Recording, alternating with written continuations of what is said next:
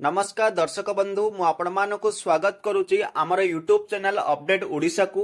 आज रे वीडियो माध्यम रे मु आपण मानकु जणाइबी भर्ता टंका को नै गुटे अपडेट रहिची। तो सेही विषय ही आज रे वीडियो जानिबा। तो चलंतु आज रे वीडियो को आरंभ करबा एवं भर्ता टंका को नै कोन अपडेट रहिची सेही विषय डिटेल्स रे जानि नेबा। आपण मानकु कहि रखिबा को चाहूची जे सामाजिक सुरक्षा मंत्री नित्यानंद गंड गणमाध्यम को प्रतिक्रिया देई कहिसंती भर्ता टंका को 3000 टंका को वृद्धि करा जिवो बोली कहिसंती।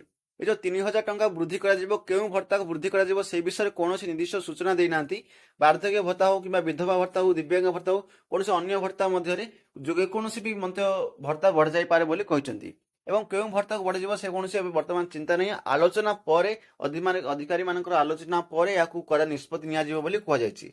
पूर्व आपण मैंने जानते बीजेपी जो मैनिफेस्ट पब्लिश होता इलेक्शन पूर्व से जो मैनिफेस्ट कहला कि जिते बीजेपी गवर्नमेंट ओडिशा आसब जो भत्ता गुड़िक रही है भत्ता गुड़ी को 3000 टंका 3500 टंका यह भाव में कहला ताहा वर्तमान मंत्री सूचना दे सारी वर्ता आग को बढ़ा जाऊँगी जिते भी आलोचना सर अधिकारी मान आलोचना सरला क्यों भत्ता को क्यों वर्गर भत्ता को बढ़ा से नहीं निष्पत्ति नि गोटे बहुत भल न्यूज जोटा कि भत्ता बढ़ा जाऊँगी।